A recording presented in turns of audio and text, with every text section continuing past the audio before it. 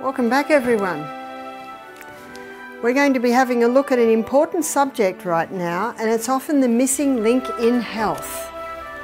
I get people say to me, Barbara, but I drink all my water, I exercise every day, I'm eating a plant-based diet, I have fresh air when I sleep, I'm not taking any stimulants, but every month when I get my period I have terrible pain. So that tells me there's a problem with the hormones. So what I'm going to begin with now is I'm going to take you through some of the symptoms of a hormonal imbalance. And Proverbs 11 verse 1 says that a just weight is not good, but a false balance is not good, but God delights in the right balance, and don't we, when the body is balancing right. That's Proverbs 11 verse 1. And our body runs according to precision balance. So what I'm going to do today is I'm going to have a look at what it's like when the hormones are out of balance. Then we're going to have a look at how it should run. Then we're going to have a look at what throws it out, because the curse causeless shall not come. Something has come in to throw that balance out. And then the last thing we're going to look at is how to bring the balance back, because that's what the body desires. And the body's designed to heal itself, so all we have to do is work with those processes. So here are some of the symptoms of a hormonal imbalance in a female. Very early periods, normally 16 to 18, but most people have never heard of that today. We're getting girls starting to menstruate at 9 or 10. See, there's something amiss there. Heavy periods, very painful periods, premenstrual tension, stress and anxiety at that time of the month. Endometriosis, too much of the lining of the uterus is wandering, and when a woman has endometriosis, she has terrible pain the week that she has her periods, and I'll show you why that is. Fibroids in the uterus, cysts on the ovaries, polycystic ovarian syndrome, cervical cancer, uterine cancer, breast cancer, thyroid problems, depression. These are some of the symptoms of a hormonal imbalance in a female. What about a male? What are the symptoms of a hormonal imbalance in a male? It can be low sperm count. It can be inability to hold an erection. It can be prostate problems. It can be too much of the female hormone causing a man to be effeminate. Too much of the male hormone in a female can cause her to be masculine. So what I'm going to do right now is show you how the cycle should run. But let me introduce you first of all to the hormones that are responsible. Notice what our sex hormones are made from. Cholesterol. Dr. Malcolm Kendrick, in his book The Great Cholesterol Con, this is what he said: for the first time, normal levels of a normal vital body substance is being called a disease. You can see why I memorized it. Well said. If we don't have enough cholesterol, it's going to disrupt our hormones. Our hormones cannot be made properly. From cholesterol, the body makes pregnenolone. And from pregnenolone, the body makes progesterone. Progesterone is a key hormone. And from progesterone, estrogen's made. From progesterone, testosterone is made. From progesterone, adrenal hormones are made. That explains why I call it a key hormone. Progesterone is the precursor for the other hormones. Let me explain the monthly cycle. I'm going to explain it like a dance, because different players come onto the stage at different times of the month, or we'll call it of the dance. So the first hormone I want to introduce you to is progesterone, and progesterone is going to be wearing a green outfit, and progesterone's one of its roles is that of a happy hormone.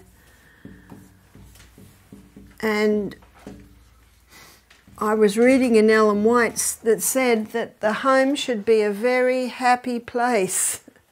There should be laughter and lightness. Isn't that a wonderful place to raise children? But there are some homes where it's not a happy home. And it can be because especially the lady is not in a happy state. And it could be because she's lacking progesterone. And we'll look at why that would be so. The other player in the cycle, in the dance, is estrogen. And estrogen's main role in the body is that of a cell proliferator. So cell proliferator means causes massive cell growth, and it's the skinny young girl growing into a beautiful shapely woman that is what estrogen is responsible for. But if estrogen levels remain high, the beautiful shapely woman can get out of shape the other way. I liken estrogen to fire and water, good slave, bad master. And there are several proverbs that talk about the dilemma of when the slave girl becomes the mistress. Is that right? Mm-hmm. Not a good spot. It's very important, as is fire and water. But when it's out of control, it causes many problems, as you will see. So let us begin by looking at the monthly cycle. It's a 28-day cycle, or should be, and day 1 is the day that a woman begins to menstruate. And day 1, progesterone levels are low. So you could say progesterone's backstage, so to speak. Day 1 of the monthly cycle, estrogen is also low. But by day 7, it's beginning to rise up until day 14. At day 14, estrogen becomes the star player in the dance of the hormones. Let's go to the stage where the dance is played out, which is the reproductive organs of a woman's body. This is the uterus, they're the fallopian tubes, they're the ovaries, that's the cervix, this is the birth canal. So at this time of the month, with the rise in estrogen as a cell proliferator, estrogen is causing massive cell growth in the lining of the uterus, causing the blood nest to develop. Now, if estrogen levels are too high at this time of the month, too much of the endometrium is developed and it starts to wander all through the abdominal wall. There's your endometriosis. At this time of the month, with the rise in estrogen, eggs are being stimulated to fully develop. At this time of the month, under the action of estrogen, a form of lubricant is released in the birth canal. By day 14, it may be 15, a fully developed egg bursts forth from the ovaries, and the little filaments on the end of the fallopian tube pull that egg up, and the egg is moving up, up, up. So the fallopian tubes are ever moving like this, causing the movement of that egg. Now the hole where the egg bursts forth develops a blister, and that blister is called the corpus luteum. This little blister is very important because corpus luteum is the main site of progesterone production in a woman's body. Can you now see the importance of a woman ovulating every month? Because when she ovulates, that's the release of the egg, corpus luteum's made. That maintains progesterone levels, which is maintaining all the other hormones. So what effect does the rise in progesterone have?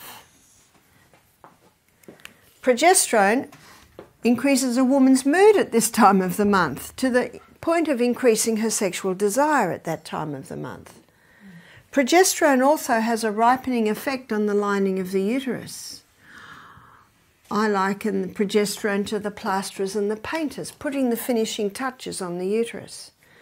But progesterone has another effect, and that is on the cervix. The cervix is the gateway into the uterus. So the cervix is like a little cushion with a little button in the middle.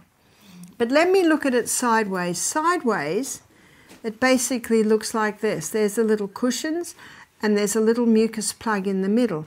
Under the effect of progesterone, at this time of the month, the mucus plug is released, the lips come up just a touch tighter, and a special form of lubricant is released around the cervix. And this lubricant is designed specifically to facilitate the entry of sperm up into the uterus, as you will see. So you can see the stages set for the entry of man. Let me give you a few figures here. It is estimated between 2 and 500 million sperm are released with one ejaculation. It's the smallest cell in the human body, is the sperm cell. Now sometimes up to half of that comes straight back out. Now if the sperm meet this cervix, not easy to gain entry because of the mucus plug and the lack of the special lubricant, but they're so tiny, a few may get through. But if the sperm meet this cervix, this lubricant literally grabs that sperm and shoots it up into the uterus. It's got a long way to go, long way to go. And some of them go down the long way, the wrong road, and they basically die and get taken away. But some go down the right road. Are you starting to see why God made between 2 and 500 million? And then, the sperm find their prize, which is the egg. The covering of the egg looks like this.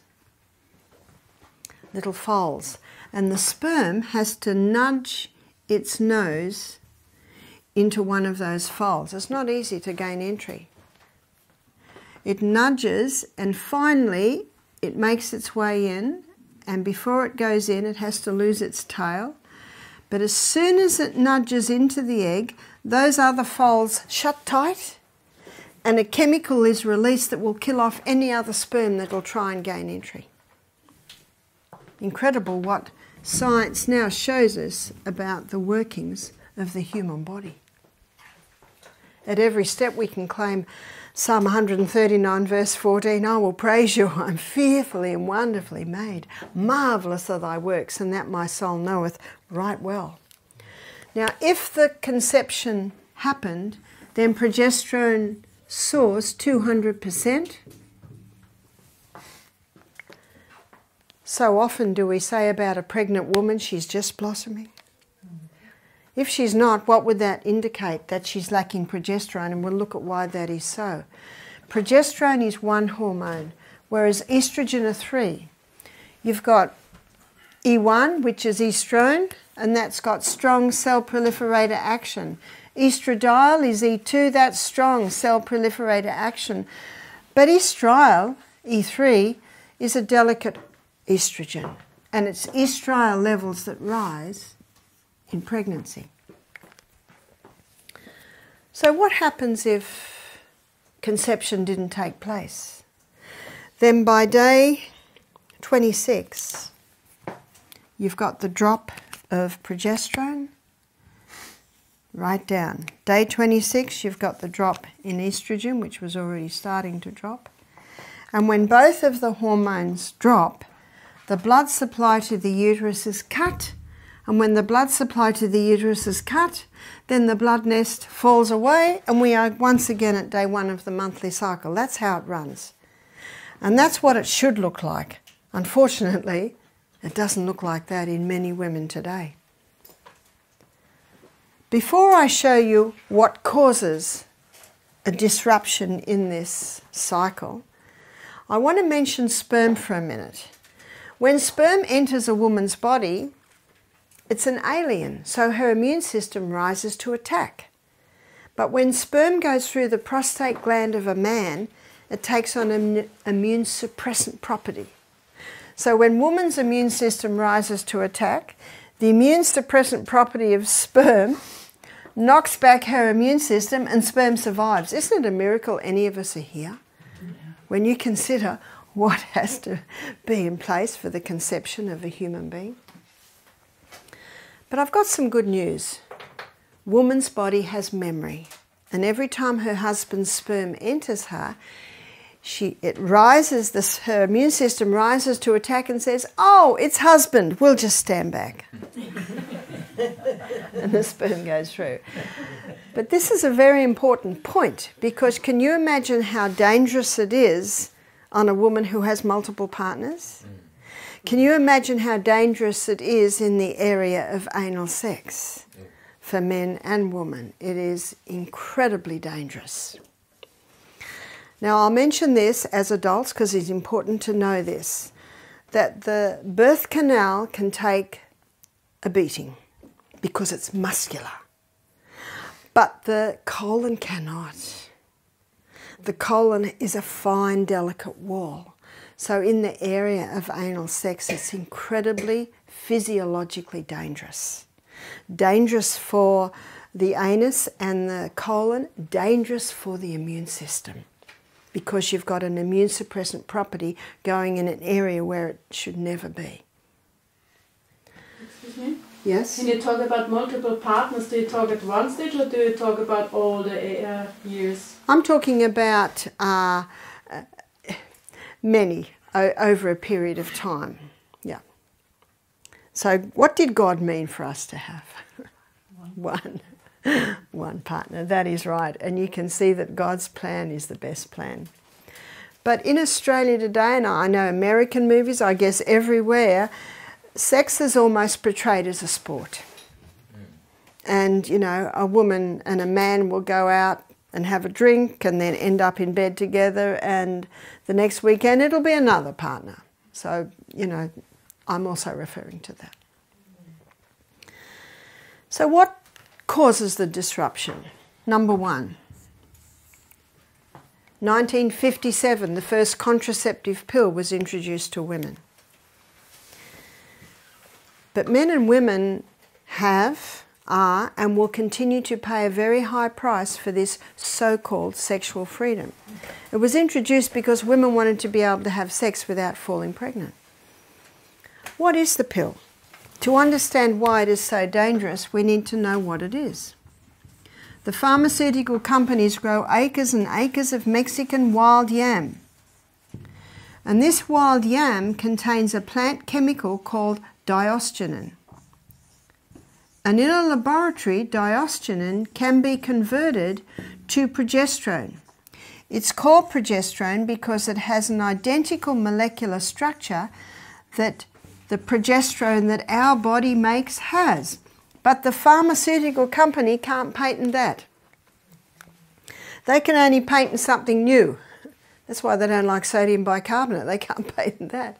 So what they do is they add a few more atoms in one area and come up with a synthetic estrogen. And it was in the late 80s and early 90s that was acknowledged that straight estrogen was causing so many problems with women. And so they had to start putting some progesterone in the pill to try and reduce the problems that were arising from straight estrogen. The Australian Health Department, and this was 15 years ago, stated that estrogen is a known human carcinogen. Can you see it's causing massive cell growth? Mm-hmm. So they came up, they add a few more atoms in another area and they came up with a synthetic progesterone. And it's not called progesterone, it's called progestin or progestone. Has that helped? No, because now it blocks the progesterone receptor site, so it really hasn't fixed anything. And many women who are on the pill in their teens, I'm a baby boomer. So my girlfriends and I were all on the pill. Everyone I knew was on the pill. So when's this? This is early 70s. We didn't even think about it. And isn't this what happens? People don't question it. Please question it. Please question everything. We didn't think there was a danger at all. But what's happening to a lot of those women now, they're now going through menopause. They're now, and some women have said, oh, but Barbara, that was 30 years ago. That's right. It was, the balance was thrown out 30 years ago and it's still out. How do we know? Because those women are going through menopause and they're having hot flushes. What's hot flushes? Too much estrogen. It's a capillary dilator, causes the blood to rush to the skin. The husband knows it because all the blankets get thrown off in the middle of the night and they get pulled back on again. Weight gain. Weight gain in this area particularly. Can't sleep at night. Depression. Thyroid problems. High estrogen opposes thyroid function. Progesterone boosts bone building cells, osteoporosis. Can you see all of these areas? Elaine Hollingsworth, a health writer in Australia, she's written a book called How to Eliminate the Sickness Industry. She calls it the mass murder of millions of women. The great deceivers behind this.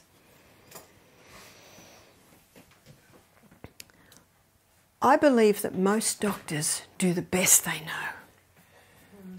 I believe most doctors are honest and true to their profession, but I do not believe the pharmaceutical company is. And that's who came up with this. And so we have a woman who's having hot flushes. She's the CEO of a big company. She's giving meetings and then the flushes come. She goes to her doctor. She said, I've got to do something about this. So he puts her on hormone replacement therapy. More synthetic hormones. She is happy because the flushes have stopped. Why have the flushes stopped? Because these synthetic hormones going into the body makes the body think it must be pregnant. So instead of putting the energies to the skin, it puts the energies internally. 6 years later, she's got a lump on her breast cancer. The doctor takes her off HRT immediately. Why? Because he knows. And if you say to the doctor, why did you advise it? He says, well, she was suffering and it brought her relief. And that is true. And not every woman will get breast cancer. That's also true. But I don't know about you. But if I was given the choice of flushes or breast cancer, I'd take the flushes. Yeah. And you see, the doctors are only trained that when there's a problem, here's what you give them. Here's what you give your guess. And many women love it because the flushes stopped. But drugs never cure disease. They just change the form and location.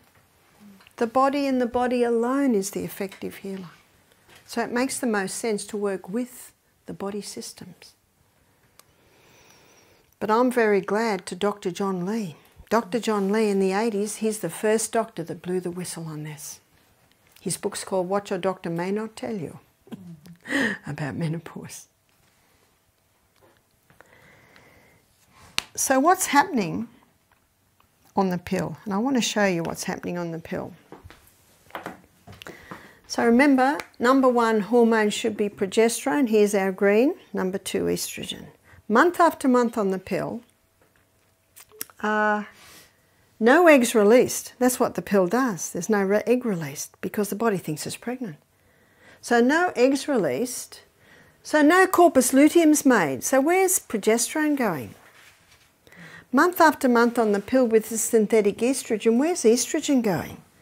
We've got now a big problem. It's called estrogen dominance. Where's estrogen? Up here. Good slave, bad master is a master. Where's progesterone, by the way? Down here. And what does this cause? This is the cause of the fibroids in the uterus. This is the cause of the cysts on the ovaries. This is the cause of the polyps in the uterus. This is the cause of the cervical cancer. It's one of the factors. Women having multiple partners and too much sex. It can certainly weaken that cervix. And when they're breaking every law as well. Can you see you've got some factors there? High estrogen causing too much endometrium. There's your endometriosis. And every month, when the levels drop and the uterus bleeds, all of those pockets bleed. That causes excruciating pain because that blood's got nowhere to go. One 25-year-old girl said to me, I've got endometriosis. I went to my doctor. He said, you'll be all right when you go through menopause. What's that, 25 more years of suffering? And what the doctor can do is he can scrape the pockets, and that will bring a little bit of relief, but now we've got scar tissue there. If you don't eliminate the cause, you will never have a cure.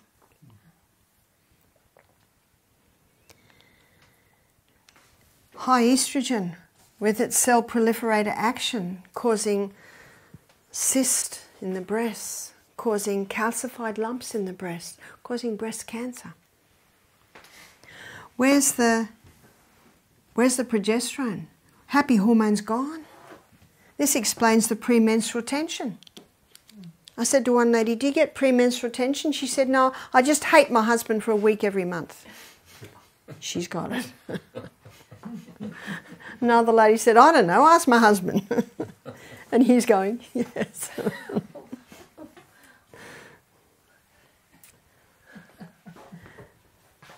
Can you see the problems we've got? A false balance is not good. The whole family knows it. The whole office knows it.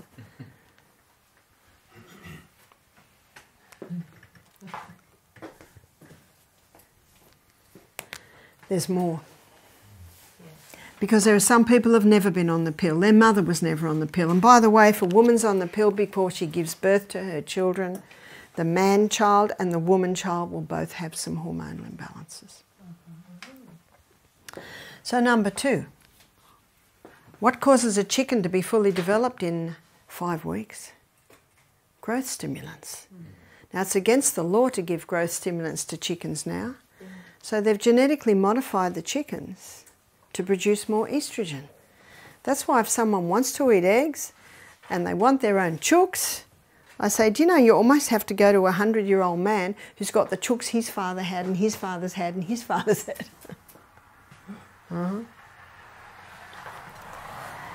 We had a cattle farmer's wife do our program. She said, you know, the pharmaceutical company knock on our door monthly pushing the growth stimulants. And they say, if you stop it at this time, it's not picked up in the blood test. But where is it? It's all through the tissues. Do you know the Bible says the whole creation groans under the curse of sin? Isn't that true?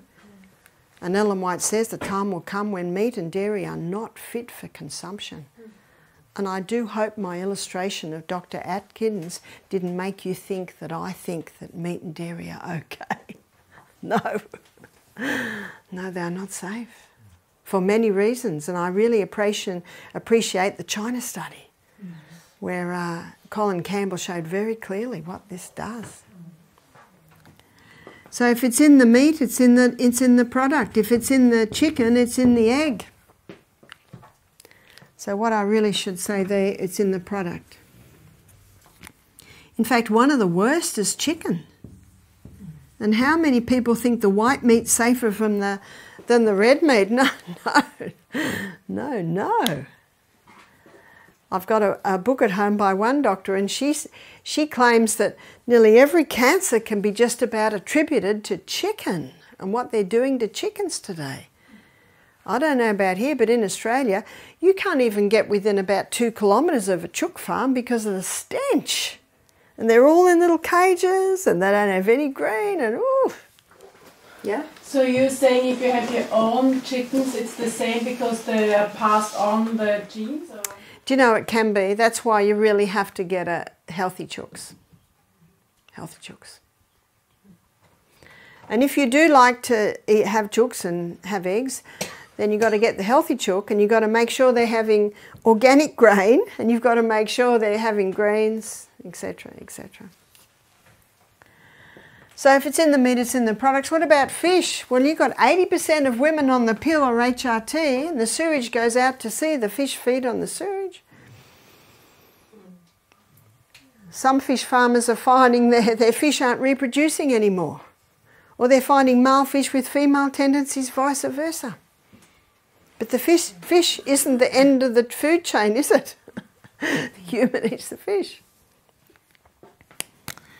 That's why the message that we have of medical missionaries is showing people the superiority of a plant-based diet.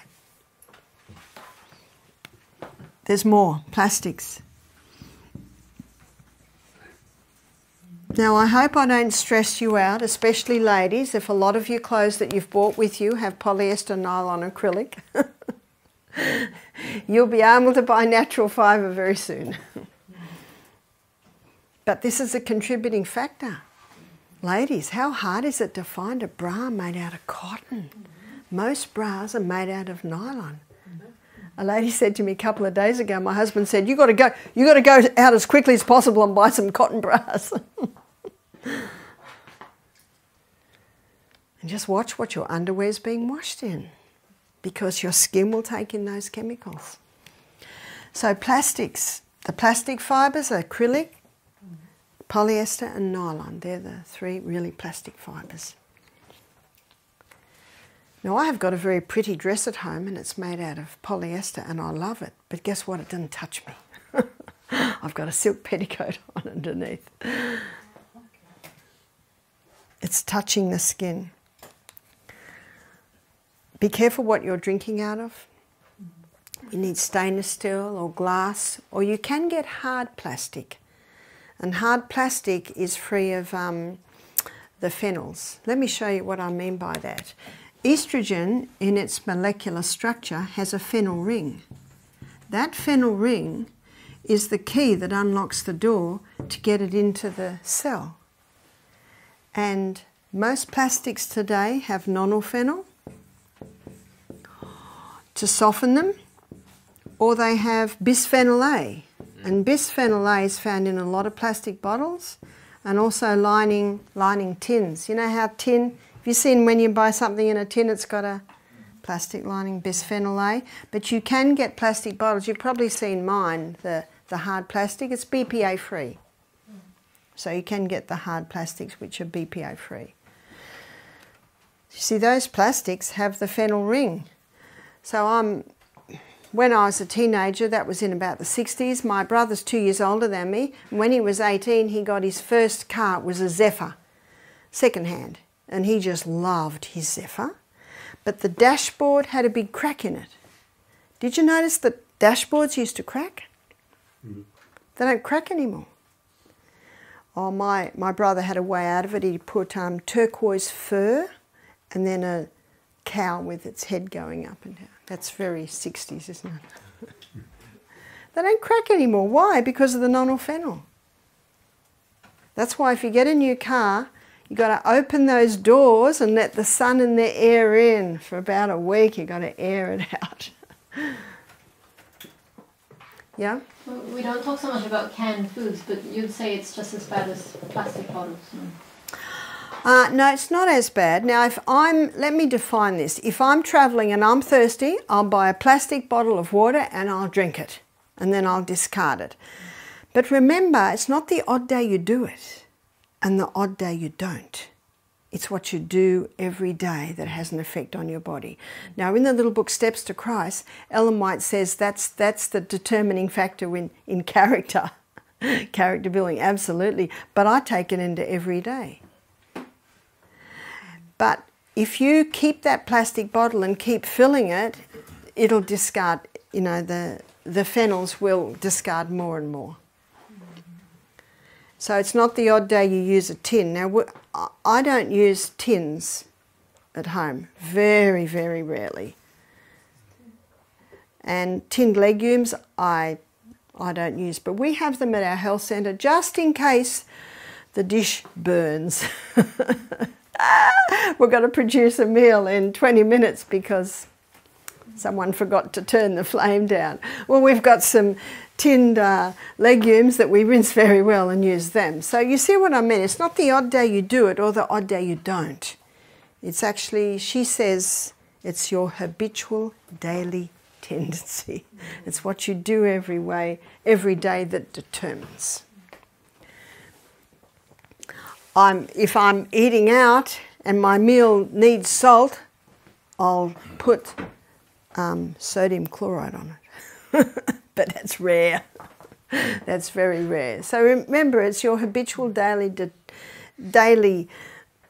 tendency that really determines your health. So these plastics have the nonylphenols in them. Herbicides and insecticides. Now the worst is the glyphosate, also Roundup, glyphosate. In some countries it has been banned. It is so dangerous. If you eat potatoes that are not organic, they use glyphosate to kill the tops of the potatoes. So every potato that's not organic will have traces of glyphosate in it. I know Sri Lanka has has banned glyphosate because so many of their rice farmers were getting, it's more the endocrine cancers, so the liver cancers, and even their children were getting sick. In fact, we've always thought that the Roundup was safe. There's even been meetings where they drink it and say, see? Well, I wonder what they'd be like now. Because glyphosate works on the hormones in the plant, so it's going to work on your hormones. Also, chemicals, get the chemicals out of your homes. One of the first things people do is go home and go into their laundry cupboard, under their kitchen sink. Have a really good look at what's in there. Now, you might have heard of xenoestrogens. Xenoestrogens meaning estrogen mimickers. So these are your estrogen mimickers because of especially the plastics with the nonylphenols and the effect that they have on the estrogen receptor sites. So let me show you these estrogen receptor sites. Here's 3 cells. Here are 3 estrogen receptor sites. And the first one we're going to have a look is the xeno, which is the ones coming from the plastics, herbicides, insecticides, chemicals. They are 20,000 times stronger than human. So how big are they? They're big. How big's human? It just sits in the cell beautifully like that. But the human estrogen is 20,000 times stronger than the plant. So how big's the plant? It just slips into the very lining, just a tiny little thing. And that's the natural estrogen that you find in a lot of greens, that you'll find in soy, that you'll find in red clover. And you've probably heard, don't eat soy because it's got estrogen in it. Well, it has, but they're very minor.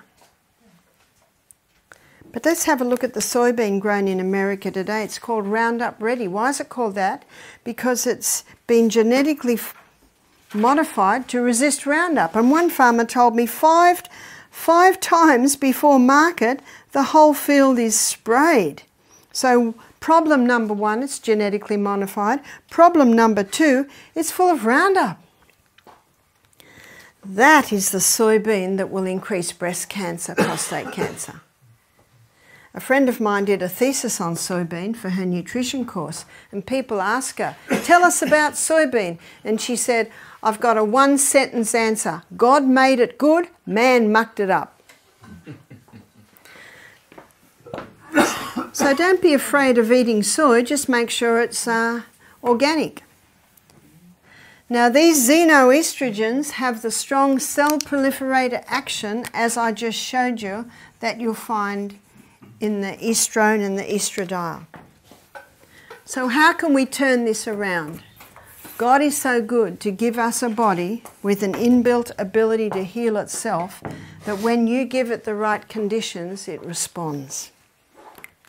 Number 1, you've got to turn the tap off. Eliminate.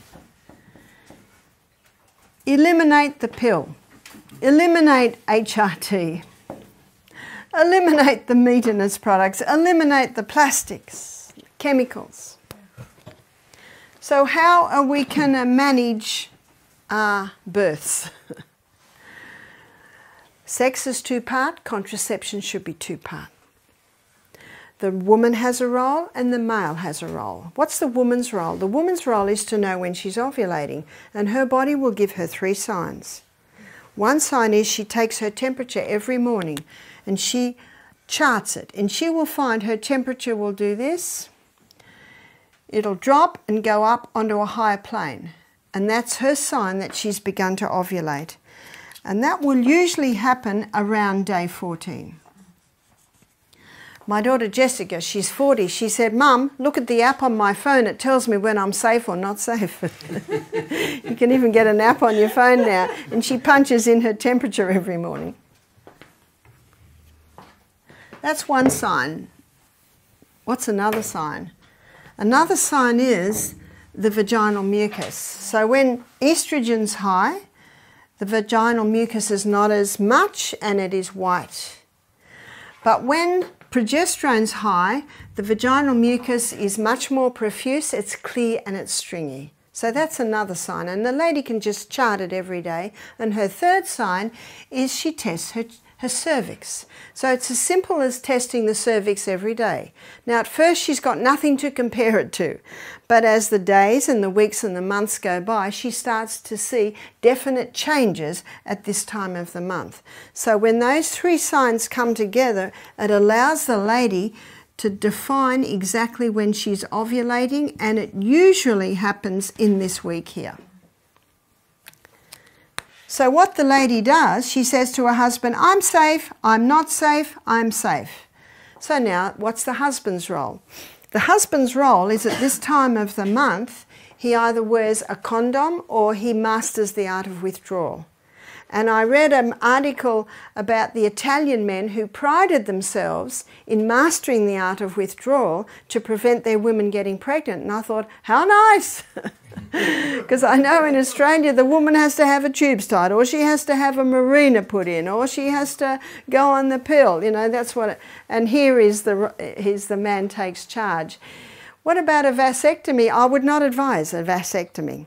So when Michael and I married, I was almost 44, he was 40, and he said to me, do you want any more children? I said, I think we've got enough. I had 6, he had 2. He said, I agree. He said, should I have a vasectomy? I said, there's no need. There's no need. I said, we can do this. And we certainly did, because I was fertile for another 15 years before I stopped menstruating. And yes, we didn't fall pregnant. I didn't fall pregnant again.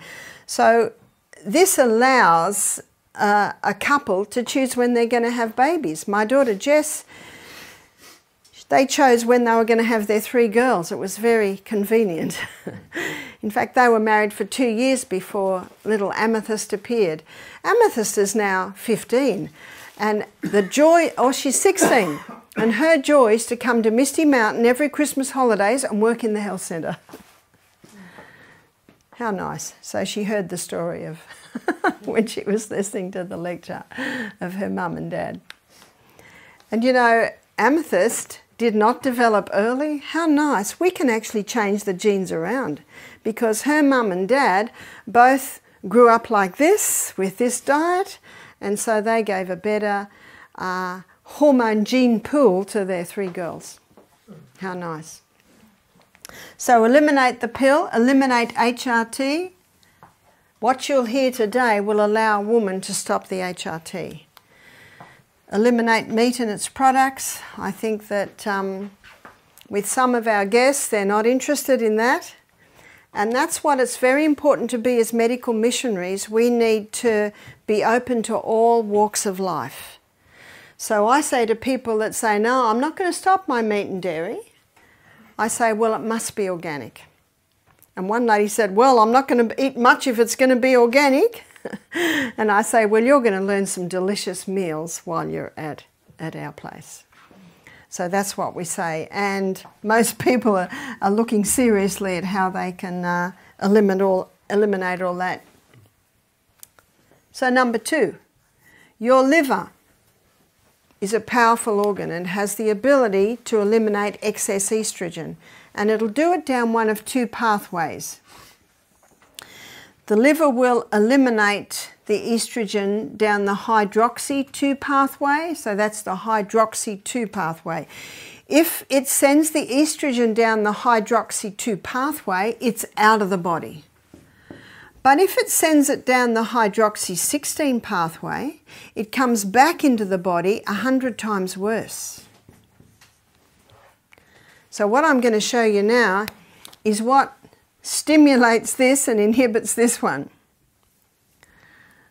And it's various foods can stimulate the hydroxy 2 pathway. And one is the cabbage family. Oh, it was so lovely to talk to my husband and hear that they're just starting to eat the cabbages that I planted before I left. The cabbage family contains indoles, and I did see in the hothouse here that there, has everyone seen through the gardens here? It's very impressive. these cabbages contain indoles, and those indoles stimulate highway 2 and inhibit highway 16. And a lady showed me a supplement she had. She said, a naturopath put me on this supplement to help balance my hormones, and I had a look at it, and it had indoles in it. $100 a month it was costing her. And she was so happy to hear that all she has to do is include something from the cabbage family nearly every day. So that's cabbages. That can also include sauerkraut.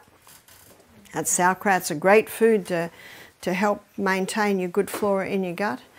And we'll look at that in a little bit more detail when we go on our journey through the gut. Brussels sprouts, broccoli, cauliflower, bok choy, they're all part of the cabbage family. So they all contain the indoles, which stimulate hydroxy 2 and inhibit hydroxy 16. Vitamin B. And the highest source of our B vitamins is found in our raw nuts and seeds. So it's nice to have a little handful of that every meal.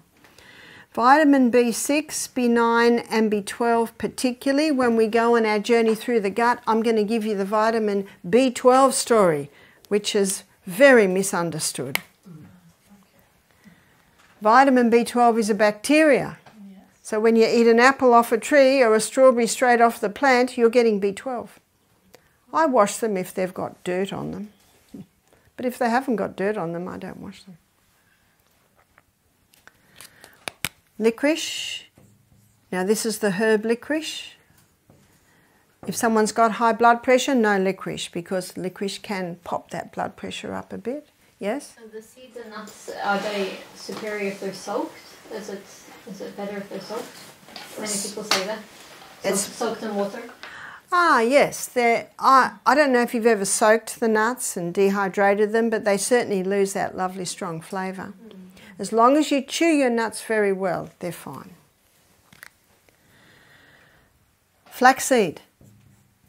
Ground flaxseed is a great additive to breakfast, but make sure they're ground and eaten within an hour of grinding, because as you'll see when we look at fats, they deteriorate very quickly when they're exposed to the light, heat and oxygen. Doesn't have to have it in the freezer or the fridge. If you grind them, you can keep them in the freezer. But too much, if you eat too much, it's not too good because it contains cyanide, I believe. Interesting. Does it contain cyanide? Your apple seeds contain cyanide, your apricot kernels contain cyanide, and the bitter almonds contain cyanide, and flaxseed a little bit. And when that goes into your body, the enzymes from the pancreas release rhodonase. And when rhodonase gets into a cancer cell, it kills the cancer cell. So you can't have too much.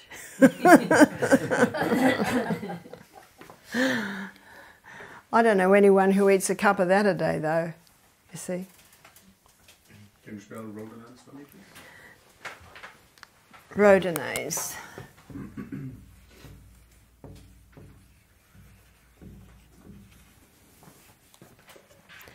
See, what rhodonase does in the cell, it disarms the cyanide, but cancer cells don't have rhodonase. So that's how it can kill the cancer cell. But a couple of things there, you've got to be eating them, and you've got to have some pancreatic juices left over from digestion, and if a person's eating a highly processed meat diet, there's hardly any pancreas left over from digestion. Yeah?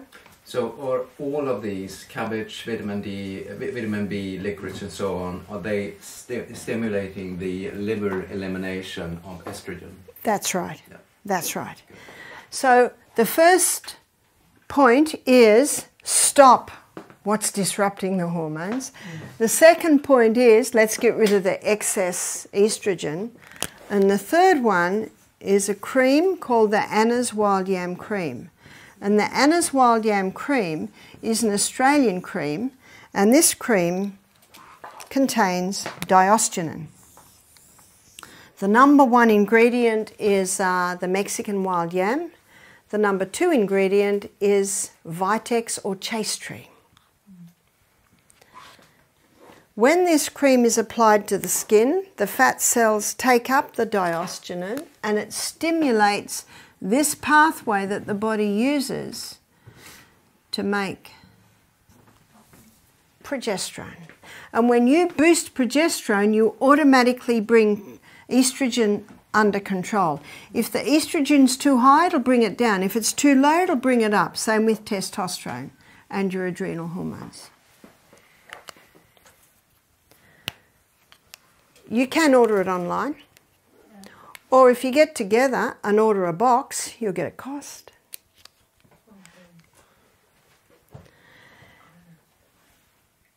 So, how do you apply it? One finger dip, just past the nail bed. I did say a lady the first knuckle, but she thought that was the first knuckle and she went through the whole jar in a month. One jar should last about 3 months. So it's one finger dip and it's applied to the inside of arms one time, chest another time, abdomen another time, inside of thighs another time. You alternate your sites of application. It's applied morning and night for 3 weeks a month.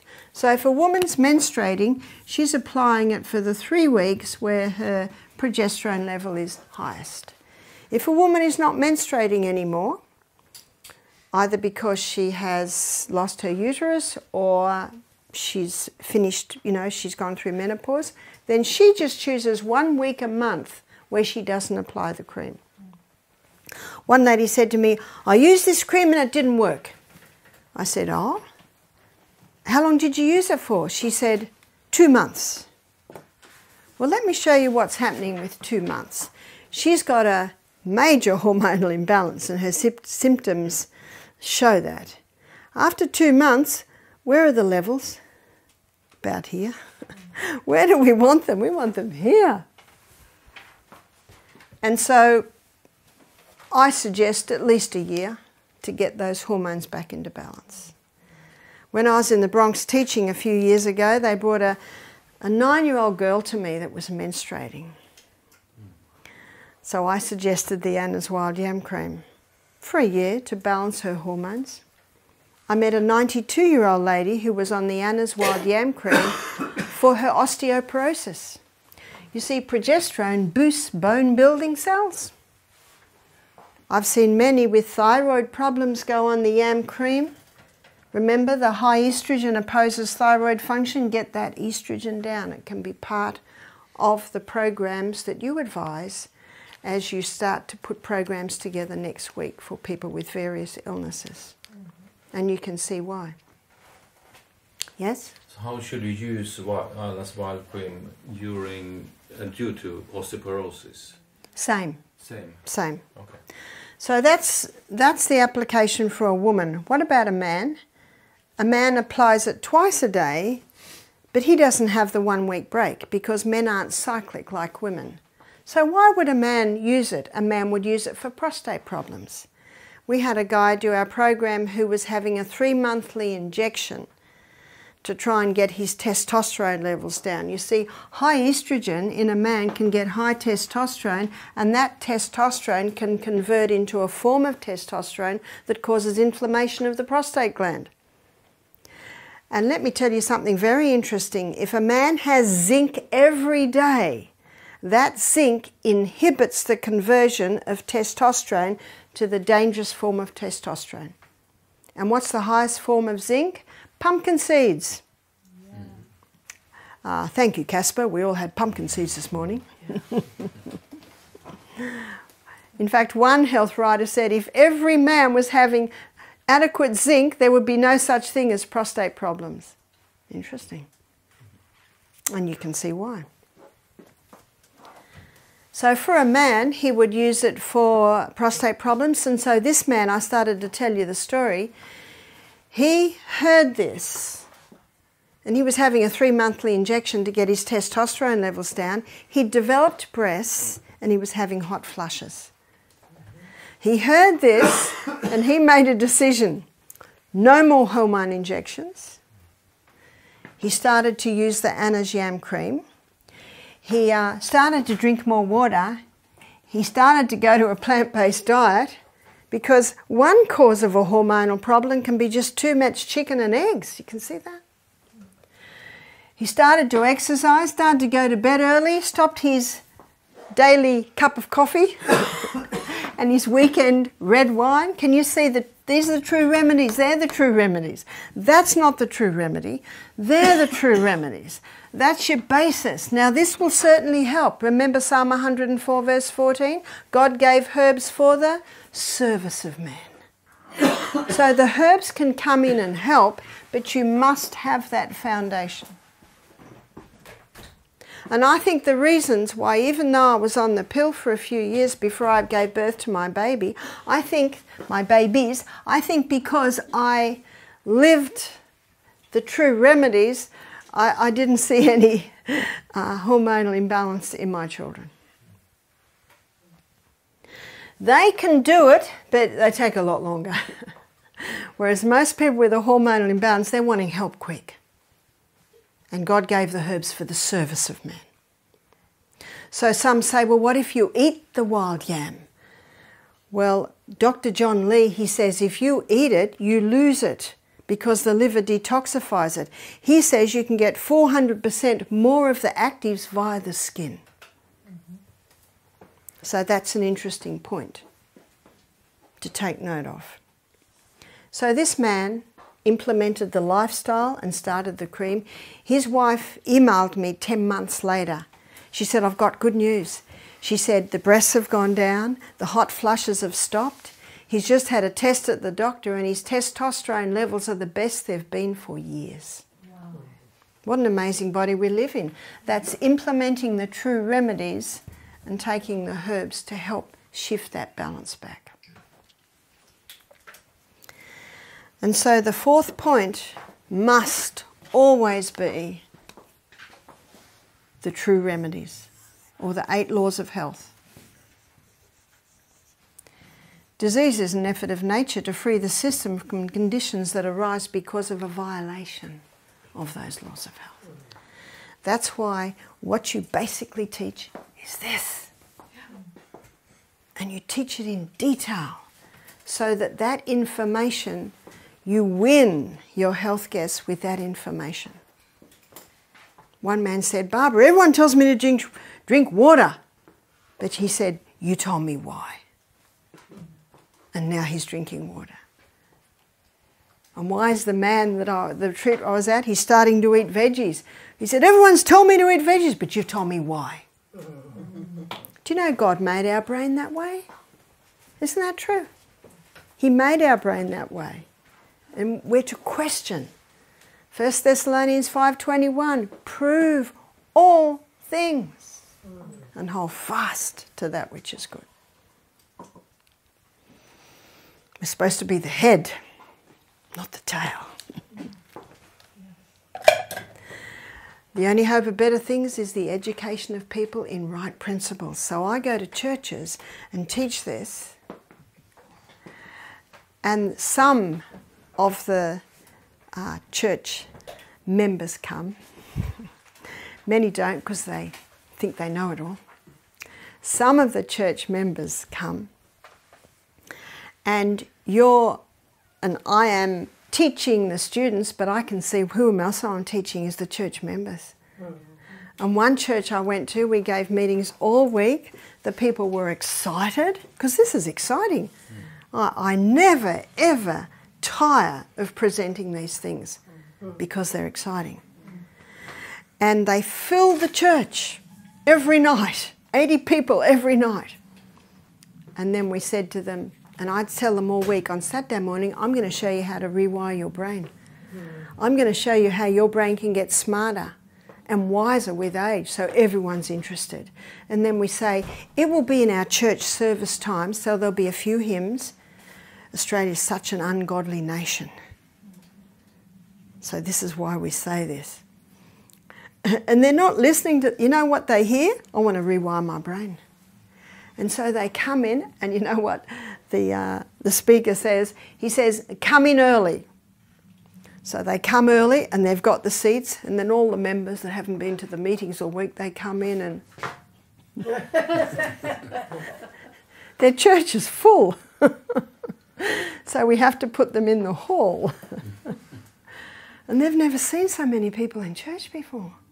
No. Isn't that interesting? Why have they come in? Because you've appealed to their intellect.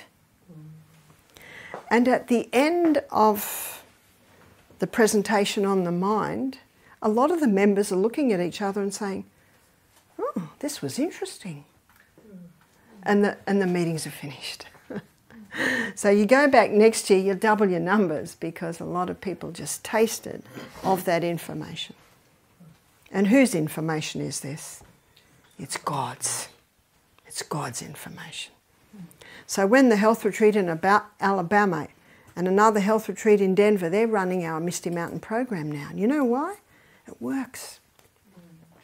And one of the guests said, did you sell it to them? And I said, no, I just gave it to them. Not mine to sell. Freely you have received. So freely you give. So there's your foundation. So what we find is this helps a lot of ladies to lose weight. Because a lot of ladies who are having struggle losing weight, they will never be able to lose it while their estrogen is high. Can you see that? And it helps them sleep better at night. So there's a whole lot of areas that it's helping. We've seen ladies come off their antidepressants, and also some men, by taking the yam cream, boosting happy hormone, and they're able to ease off their antidepressants. That's one medication that has to be done very slowly. It has to be done very slowly. So can you see there's so many areas, yeah? Can you be on the wild yam cream for too long? Not that I know of. Can you have too much happy hormone? There's no toxic dose of progesterone, but there's definitely a toxic dose of estrogen. The only time I've seen on a long time, a lady contacted me and said, I've been on the wild yam cream for 7 years. Is that a problem? And I said, not that I know of. Should I just feel so good on it? But we find most people 1 year, sometimes 18 months, is usually enough. Yes? You mentioned a few diseases that can be explained with this. So we have the whys here.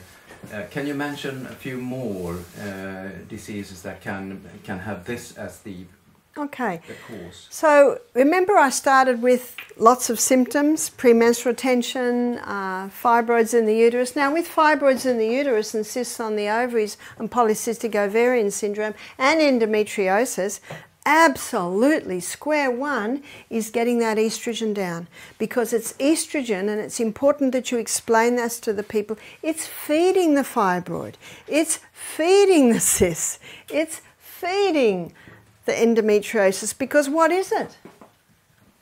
It's a cell proliferator. And at the same time, apply castor oil compresses to the abdomen. This afternoon we're going to do poultices where I'll explain that. Yes? If someone is not taking the pill, vegetarian, can plastics cause this? Absolutely. Yep. So with some people it's a bit of all of those. And I've met some plant-based people, never eaten meat, they've never been on the pill, and they have a major hormonal imbalance. So then you go to the plastics. Then you go to those plastic fibres.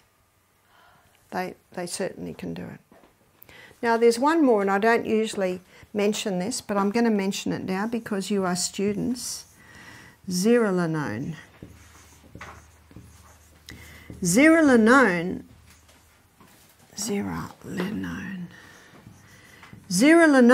is a mold waste. And zearalenone is commonly in grains.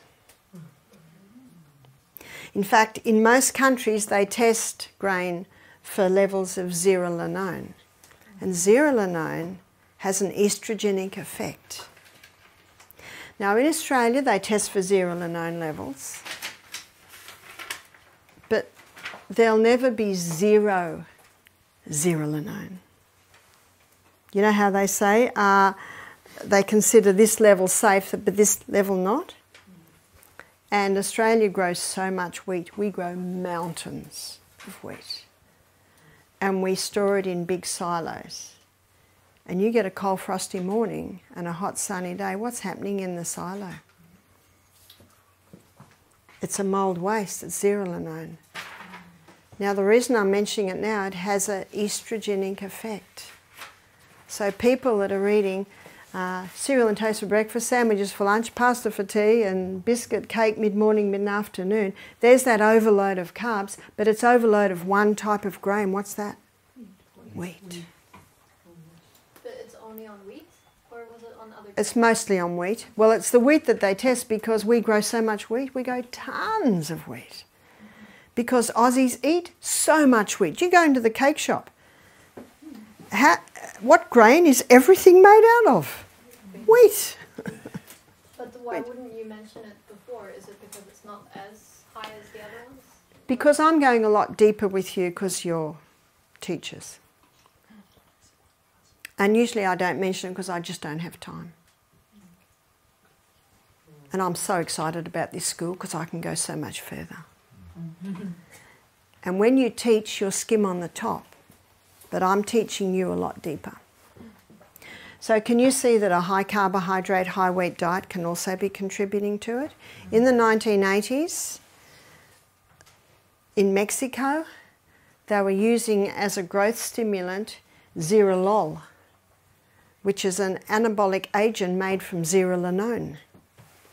And what they found was the women were eating the meat in pregnancy, the meat that had been given zearalenone as a growth stimulant, and the women were eating it in pregnancy, and their children, little boys' testicles weren't developing properly, their penis wasn't developing properly. All the children started to have these reproductive problems at 5, 8, 5, 6, 7, and they traced it to the zearalenone, the anabolic agent that was given to the meat that was made from zearalenone, because zearalenone has an estrogenic effect. So this is another reason why get that wheat down, yeah? And the other food with estrogenic effect? No. No, okay. Well, the plants, but I showed you the plants, it's very low.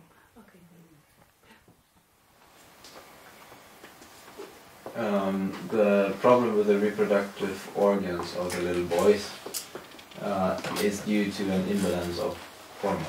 That's right. Could it be cured in this stage of age? Do you know, it may be. It may be that I do not know. I've got a book called Mycotoxins. Remember, myco means mould. And this book on mycotoxins, it's mycotoxins and the effect on animal and human health.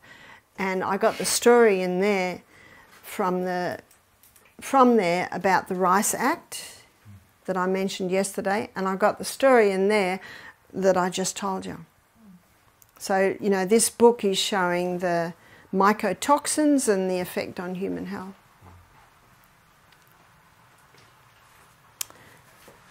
Yeah? And for those who can take this, whether they are ground flax seeds, but instead boil them a bit. Is it wrong? I am one of those. Sorry, can you repeat the question? The flax seed. The flaxseed. Yeah, you said it's best when we grind them. That's right. But there are some people like me who have issues in digesting some types of food, like that becomes hard. So I normally put it in hot water to just soften. So you can't even eat it if you grind it? Because if you grind it, it's like a fine powder. It has to be total, it has to be into powder form. Yeah, yeah. So fine powder is not hard. So if you eat the whole linseed, the next day you look in the toilet and you'll see the whole linseed. Exactly. It has to be ground.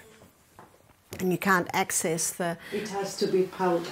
Powder. Yeah. So, That's the grind. because there's grinding, like, and grinding into... So if a girl gets her periods at a very young age, yes, the yam cream. If she has premenstrual tension, yes, the yam cream. If she has fibroids or any growths, yes, the yam cream. In fact, if a woman has ever been on the pill, she should go on the yam cream, because she may not see many symptoms, but sometimes a woman doesn't see symptoms till she goes through menopause. So, you know, what are the symptoms? How long's a piece of string? You know, it can be varied in every single person. And I have known women to go on it who are developing hair on their chin, different hair on different parts of their body. They say to me, will that stop that hair growth? I say no. Pluck them out. But you can balance the hormones that may not get to the point of stopping the hair growth. We're not in heaven yet. Remember, if you can manage it, you are doing well. I have known men to go on that who don't like the fact that they're effeminate. And so that will help. I've also had, I had a man say to me, I really like this cream, it puts lead in my pencil. So I think you know what I mean by that. It allows him to have erections, which he was unable to have.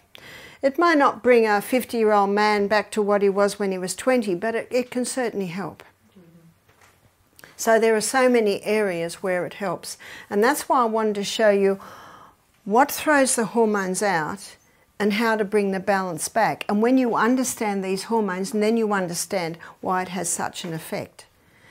So what I also find, I'd like to look at the menopausal woman in our last 5 minutes. We're nearly there. Let's look at the menopausal woman. Here are some common symptoms of a woman who has a hormonal imbalance. She's having hot flushes, she has weight gain, she's not sleeping properly, she has no desire for sex. The yam cream can help all that, absolutely. But another problem that she's finding very difficult is sex is painful. The lubricant is not made anymore, and the cells that line her vagina are incredibly tender.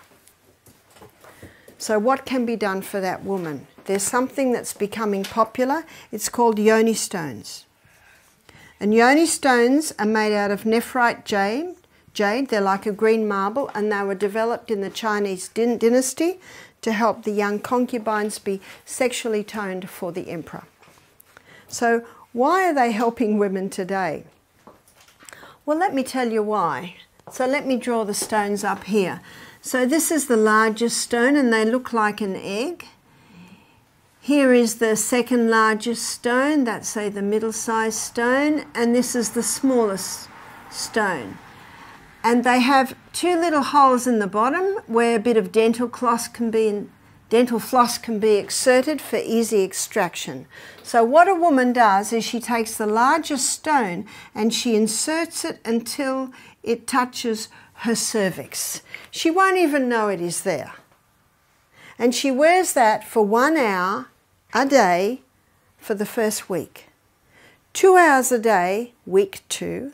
3 hours a day, week 3, 4 hours a day, week 4, 5 hours a day by the 5th week. And then she continues wearing the stone 5 hours a day for, say, 6 months. By then, her pelvic girdle is strong. And she can go over to the middle-sized stone. And she might wear that 5 hours a day for 6 months and then go to the smaller stone. So let me draw the pelvic girdle and show you why this is so important and why it is helping women. So the pelvic girdle when stretched out. So let's stretch out the pelvic girdle, and this is the belly button and this is the coccyx. So this is the urethra, this is the vagina, this is the anus. And this pelvic girdle is a muscular system. It's just all muscle. But around these areas here, the muscles are like this. So it's all muscle. And so when a woman is holding that stone, the muscles are holding it. And the muscles are like any muscle. When you start working them out, you increase the blood supply there. And when you increase the blood supply there, that blood supply, remember the life of the flesh? When you've got the increase in blood supply, you've got to that area an increase in oxygen, an increase in nutrition, an increase in water, an increase in waste coming away. And that blood supply feeds the glands that supply the lubricant, feed the cells that line the vagina, and after 3 months women are saying to me, "Thank you so much, Barbara. Sex is no longer painful. The cells that line my vagina are no longer ultra sensitive and the lubricant's returned." Can you see why they're becoming popular? Now, one lady who was 70 heard about this and she bought the yoni stones, and she said to me, "I put the largest stone in and it fell straight out." Now, what does that tell you? She has no muscle tone at all. She said, "What will I do?" I said, "Rebound. Get on the rebounder, 3 minutes, 3 times a day, and that will strengthen somewhat the pelvic girdle to the point that it will be strong enough to be able to take the stone." So why would she want the yoni stone? She's in her late 70s and sex is not a big part of their relationship anymore. She was incontinent. So when you strengthen the pelvic girdle, you automatically strengthen the urethral muscle, you strengthen the anal muscle, you strengthen that whole area. Muscle knows no age. And I've had ladies come to me and say, "I had a prolapse." What's a prolapse? That's when the uterus drops right down to the opening of the vagina. You can imagine how uncomfortable that is.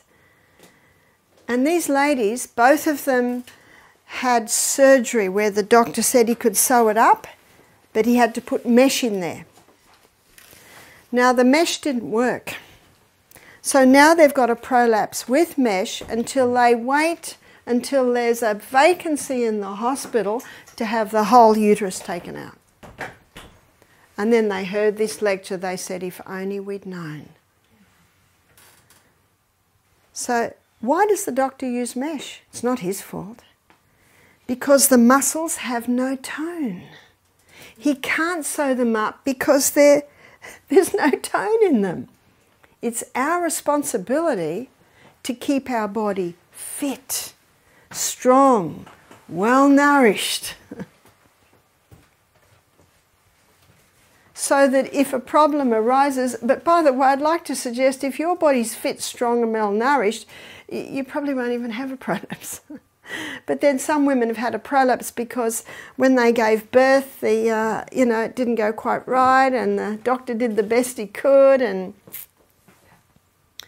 But you see, we're fighting gravity here.